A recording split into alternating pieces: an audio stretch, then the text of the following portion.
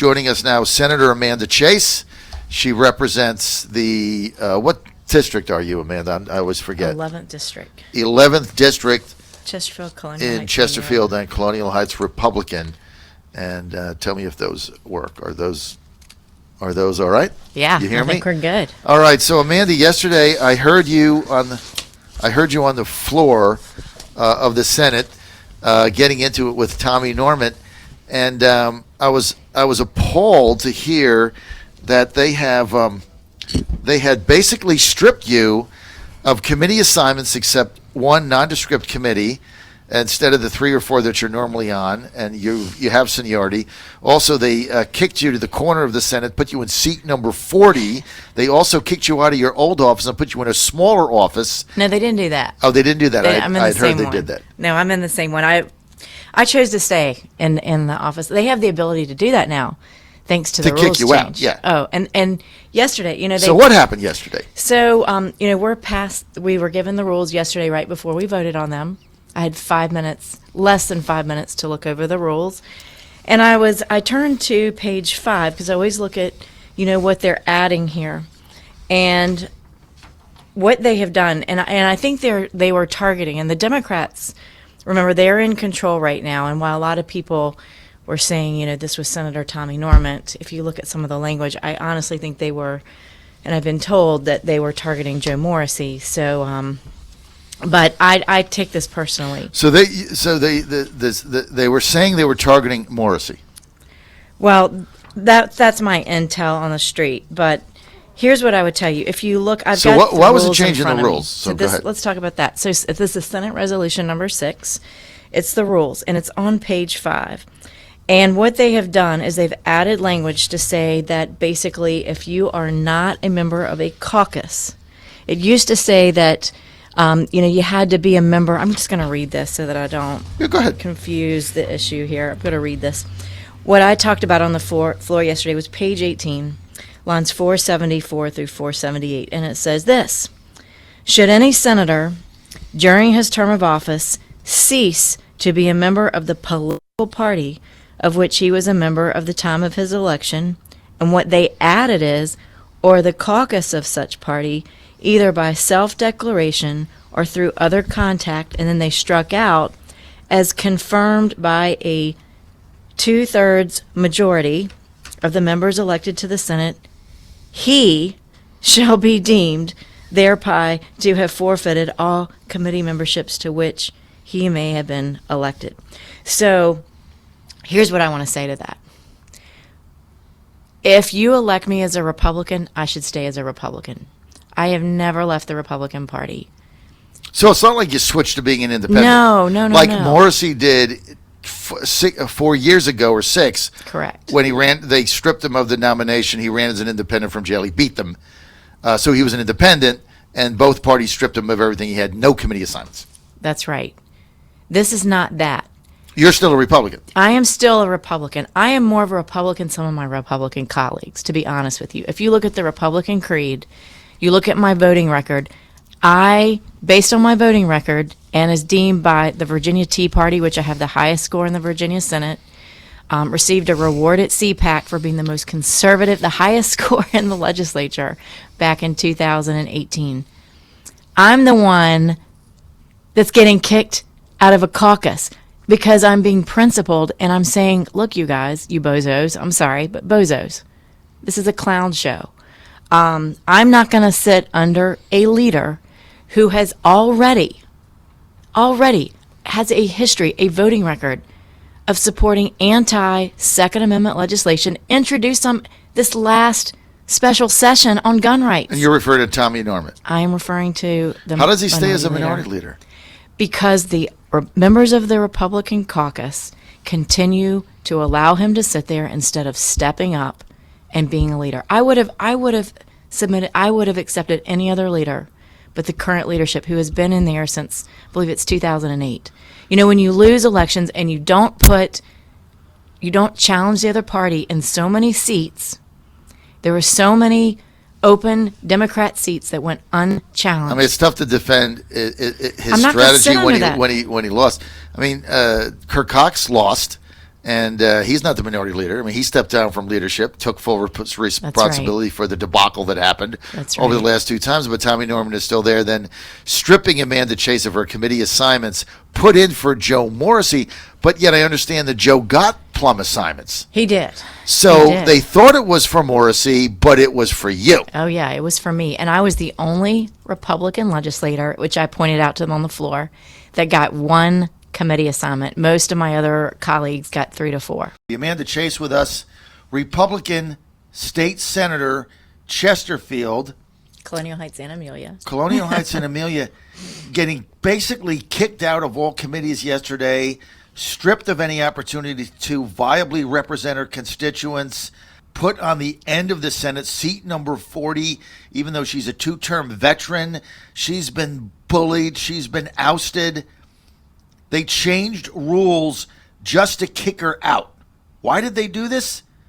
Because she stood for something that she believes in. Amanda, what is going on with this? Well, basically, I've been working behind the scenes in the grassroots movement for 12 years. There is a group of people that are in control in the Senate that have been there for decades, and they take turns. If the Republicans are in control, there's one set of people on the inside. If the Democrats are in control, there's another group. And so basically the same people are in control, whether it's Republicans or Democrats. And if you don't pay to play, which we can talk about caucus dues. Let's talk about that for a minute. Pay to play. Pay to play. Tommy Norment. I'm exposing it. It's not just Tommy Norment, though. The Republicans caucus has caucus dues. So does the Democrat Party. They have caucus dues. And they're assessed. Explain what are caucus dues. Okay. So caucus dues, and you'll get different versions of what they are. You can have you can dress up a pig, but it's still a pig. You can put lipstick on a pig, but it's still a pig. And here's what it basically does. Every member who is a member of that caucus is assessed a fee that they have to pay every single year, whether they're running or not. So my first, and by the way, I never was told, whenever I ran as a Republican and I won, within 30 days, I had a bill sent to my campaign office saying, here's a bill, and I want to say it was close to $10,000. And I'm like, what is this? What is this? I could understand if it was, a small amount, $300, $400, $10,000. Our base salary is $18,000, right? So basically, let's talk about what this does. First of all, what do the caucus fees go for? What do they go for? They go to pay for staff. So political staff to help run the organization, and I get that. That costs some money. But what I found is that a lot of times the caucus fees were basically to keep you beholden to the lobbyist. Because the only way you could viably pay the caucus dues that they assessed, and it's more if you're a chairman, by the way. If you're a chairman, you have to pay more dues. Or if you're on a prestigious committee, you pay, like if you're on Commerce or Labor, Finance Committee, you're expected to pay more because you have, more ability to help the lobbyist out. So when you say that it turns you into lobbyists, because you have to raise the money from the lobbyists to pay the caucus dues. That's exactly right. Because I'm just an everyday average family. We're middle income, 4 kids. So you can't pay it yourself. You have to pay Absolutely. it. You have campaign to. fund, which you also have to raise money to do events and That's get right. yourself, put yourself in a position to get reelected when That's right. your Democratic opponents come in and spend, $750,000 or $1 million. You have to have campaign fund, but then you have to pay them. So then you have to go to the lobbyists to raise money. That's exactly right. And so what happens so you as a become result? beholden to them. That's exactly right. And what happens is the temptation is, and not all legislators are like this. So let me be clear on that. I wasn't influenced by the money that was given to me, and I took money from grassroots people, and anybody that would donate to my campaign, I'm like, donate. I don't care who donates to my campaign. I don't care who you are. I will take that money and put it to good use, and I used it for signs, 4x8s, campaign expenses, that we have. So there are legitimate reasons why we have to raise money. But what I found was that I was having to raise all this money, and it would all go to the caucus dues. And so by the time it got to run for my reelection campaign, I didn't really have a lot of money because I'm going to spend my time helping the people, not doing all these fundraisers. I spent my time focused on the people. But what happens is you're having to raise all this money. You're having to mostly get it from the lobbyist and the PACs, because everyday average families will give you maybe $100, $50. You know, if you get $500, that's really generous. Or $1,000 is like, wow, they've just really bent over backwards here to help us out with our campaign. But the lobbyists and the PACs are able to give more. I mean, they might give $1,000 to, $25,000. So you're beholden to doing fundraisers to pay the money to the caucus, which Right. basically goes to right now the minority leader Tommy Norment to do with what he pleases, and if you don't play ball with them, then you get punished. That's exactly right. And so this all started. Let's just trace this back, Amanda. This all started with Truth to Power, because Amanda Chase decided in Chesterfield County to endorse a sheriff's candidate that was not that was not the Republican nominee. She decided to endorse an independent because she thought. That's actually not true. I What is didn't. it? He What is it endorsed for that? me. He endorsed you. He endorsed me, and I posted on my Facebook page, and the committee interpreted that as that was me endorsing that candidate. Right, but you did come on my show and say you were voting for that I am, candidate, which yeah. you had a right to do. Absolutely. And you thought that he better represented your principles and values and what you believed in. Right. So you made an independent choice for sheriff in your county, which had nothing to do with state senate, Right. nothing to do with Tommy Norment, nothing to do with his Shakedown, Right. nothing with anything. You made a choice based on your conscience of who you were going to vote for sheriff in your county, of which Tommy doesn't even live near there. That's right? He's in correct. Newport News. You're in Chesterfield. And so as a result of that, you get kicked out of the party, well, right? out of that county committee. Out of the county committee. They kick you out because that's what they can do. And then you didn't like the way that was handled. So then you withdrew from the Senate Republican caucus. So I withdrew from the Republican Senate caucus because of this. I was planning on being a member of that caucus, but I made it very clear to the 4 people that are in leadership that if Tommy Norment was picked the next go around, that I would leave the caucus. So they knew that going into that meeting. There was no discussion. It was not brought up before the other members. I went through the proper channels of bringing up before the Senate leadership. They chose not to communicate that to the membership. And so they, as we were going through right before the vote, I said to the Senate caucus leaders out loud in front of everybody, I said, you all received my text? And they all said, yes, we received your text. And I'm like, okay, here goes the vote. And they voted Senator Norman in. I respect that. The Republicans. That's right. The Republicans who were The in 19 there. Republican senators voted Norman in again, So I said, well, even though we just lost again. and I'm just, I'm not going to sit under failed leadership. In my opinion, it was failed leadership. And then more of a principle of I don't want him to speak for me. There were press releases that were sent out from the whole caucus that were not approved by the caucus. It just happened this week. Mm-hmm. There was a caucus memo that went out that said that all the senators supported universal background checks, which is not true, because I asked several of my colleagues, I'm like, what, you're supporting universal background checks? Mm-hmm. And they're like, no, we're not. And I said, well, did you see the press release that just went out that you all are supporting universal background checks? He goes, yeah, I saw that. And I was like, didn't you say something? I mean, that's what I did not like about the caucus. Senator Norment does not speak for me. Mm-hmm. He does not consult the entire group of caucus members to get their opinion on policy decisions before issuing these press releases. Mm-hmm. And I just got tired of it. Mm-hmm. And I don't want the people back home ticked off at me. It takes more time, energy, and effort to go back and correct these press releases that don't have the support of the entire caucus. Okay, so let me get this straight. This is classic, listeners, and thanks for being with us. We're with Amanda Chase, Republican State Senator, Amelia, Colonial Heights, Chesterfield. She's a Republican, second term. Amanda, this is classic truth to power. Mm-hmm. You basically are telling the truth to your constituents. You're coming on the air. You've done this with us in the past, telling everybody what is going on. As a result of truth to power, because you stood for something, you've been bullied, you've been shaken down, you wouldn't back down. So then they inserted rules in the Senate that at first blush looked like they were aimed at Democrat Joe Morrissey, when in reality they were not, because virtually all the committee assignments he desired, Justice and others, I'm not sure what exactly they are, but when I talked to him last night, he was happy with what went down. So the inserted language in the new rules aimed at you, Amanda Chase, in order to punish you for not kowtowing to their demands for basically money and staying in line and doing exactly what they say, counter to what you want and what your constituents want. Have I summed this up? Yeah, and I also do want to say things, and I did say this on the floor yesterday.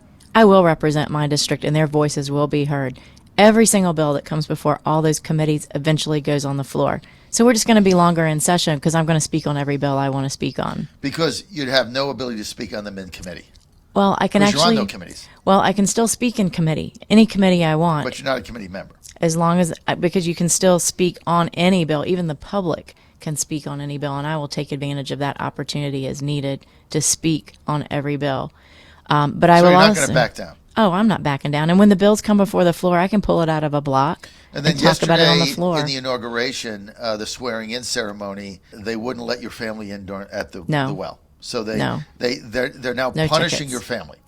Right. So we were sworn in yesterday. My husband he's starting a major big division at his work, was not able to be there, so I had a staffer that was going to go in and video and get pictures for me, and they would not let any of my anyone representative of my family come in and take those pictures for me. So you're the only state senator with no family members in the well. Well, I know they wouldn't allow my staff person that we had asked to get a ticket for to go in there. It's just, and to find that out just before the swearing-in ceremony, I mean, that's just beyond the pale. You're being punished. And then the other thing they did, and I want to just reiterate this because this is a big deal. There's 40 senators. Amanda Chase is now a veteran second term, and there's a lot of new people here. They switched her seat in the chamber and gave her seat number 40, which is obviously the furthest away on the end, worst seat there. And that was another punishment. So basically, one of their own, Norment, is punishing. And let's just say this, regardless of what you think of Tommy Norment as a senator, would be hard to argue that he had a winning strategy in 2019, right? I mean, he didn't keep the majority. You're being cynical. He's now in the minority. Yes. I mean, I thought it was a disastrous campaign. I thought they had zero chance of winning. They didn't challenge a bunch of people. But at the end, you got to be accountable. He got beat. Kirk Cox got beat. Do you see Kirk Cox? Is Kirk Cox a minority leader? No, he stepped down. He's like, look, I ran the thing. I got beat. I lost the majority. I'm going to give somebody else a chance. Norman's still there, shaking people down, kicking you out of the Senate, out of the committees because you have stood up for what you believe in. And what they want to have happen is they just want you to go away. Well, absolutely. And I saw that in my campaign. And that's also why I would not support Senator Norment. Did they give you any money? Tommy Norment did not give me any money. The caucus put forward a mailer that I knew nothing about, that didn't even mention my name on it, was only opposition, mentioned my opponent's name and said it was a negative mail piece. I refused to go negative, and they didn't. They wanted me, I want to go positive. I want to talk about all the positive things I've been able to get done over the last 4 years. I wanted to run a positive campaign, and they didn't like that. So against my wishes, they put in $50,000 of caucus money to run a negative campaign against my opponent without even mentioning my name. Unbelievable. Right. It is unbelievable. So even though you had a viable opposition in Amanda Poll, I mean, she was a pretty tough candidate. How many did you win by? 6, 8, something? 10%. You won by 10%. I mean, it was a viable opposition. They gave you no money. I really think this is egregious. I'm glad you're going to come on our show here at the House on a regular basis because people need to know the shenanigans that goes on. This is not going to be in the Richmond Times-Dispatch or the Washington Post. It's not going to be in any of the papers. You're not going to see it on NBC Live or whatever it is, CBS here in Richmond. It's nowhere to be found except our show, and we've got to get the truth out because what the caucus has done to you is egregious, shameful, and they need to be called out for that. Tommy Norment isn't king. Susan Scher is not queen. I mean, this is a representative body, and what they've done to you is a slap in the face to your constituents in your district who voted for you to come back here, and now you don't have ample opportunity to represent them on these committees, so you're going to have to fight for that. I will fight for that, and I will speak on every last bill, any bill that I feel my district needs to be represented on, whether it's a committee. I'll speak in the public comment period. I'm going to still show up for these assignments. I'm going to turn these lemons into lemonade. I'm going to fight for my people. This gives me more flexibility in my schedule to physically be present and speak on bills that I before could not speak on because I was tied up sitting hours and hours and hours in multiple committees. Now I'm freer than I was for the last 4 years. It will give me more opportunity to speak on higher priority bills that I want to have a voice on that haven't been able to speak on in committee before. I'm going to go to all the committees. I can go to any committee I want now. I'm free.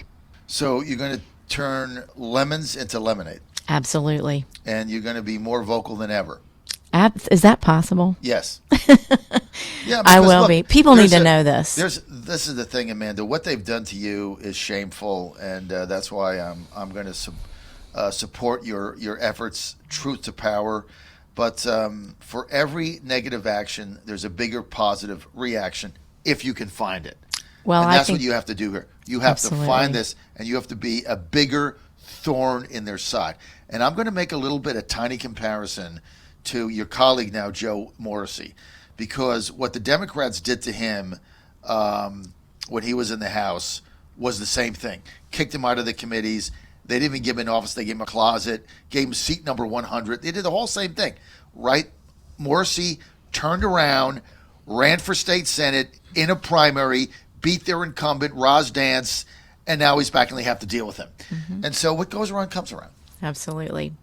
I just want to... If you have the support of your constituents, which you obviously do. Absolutely. And I do want to point out one huge victory. I was with the constituents of Chesterfield at the last Board of Supervisors meeting. There were over 3,000 2A Second Amendment rights advocates. 3,000. At least, that came to the last Board of Supervisors meeting. The outgoing Republican, 4 Republicans to 1 Democrat, refused to even bring before the Board of Supervisors a 2A resolution on anything pro-gun. Wouldn't do it. And the shining moment here is that we now have a newly elected board that gets it. And they decided last night to vote, and now Chesterfield is going to be sending a message to the governor that Chesterfield is 2A. They're not doing a sanctuary city. It's a letter with over 3,000 signatures, maybe more than that. I know Kevin Carroll, I have to give him a shout out. He and Jim Engel, the 2 newly elected Republican Board of Supervisors that are pro 2A and have really changed and influenced Chesterfield to the point they were just going to have their Board of Supervisors meeting on January 22nd. They moved it up to last night. I wanted to be there, but I had to be here at the Capitol and work for the people here. Didn't leave till 9:45 last night. But they passed it unanimously. All 5 members of the Board of Supervisors. So huge win for Chesterfield, and a huge shout out to our police chief, Jeff Katz, and Wendy Hughes, our commissioner of, clerk of the circuit court, 2 of my very dear close friends who have reduced the concealed carry fee. It used to be $50 because by law the localities can charge up to $50 for a concealed carry fee. They've lowered it to $30. Isn't that amazing? That's awesome. You're one of the speakers, right? I'm at the so VCDL proud of them. rally. Yes, Go to I am. VCDL.org. A bus, $35. Look, I got to roll.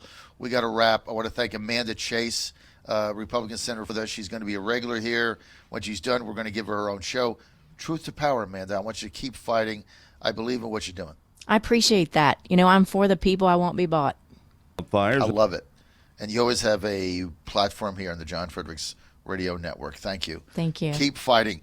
All right, John Fredericks Radio Network. We will be right back live at the General Assembly. Glenn Davis office. Todd Gilbert coming up. Keep it right here.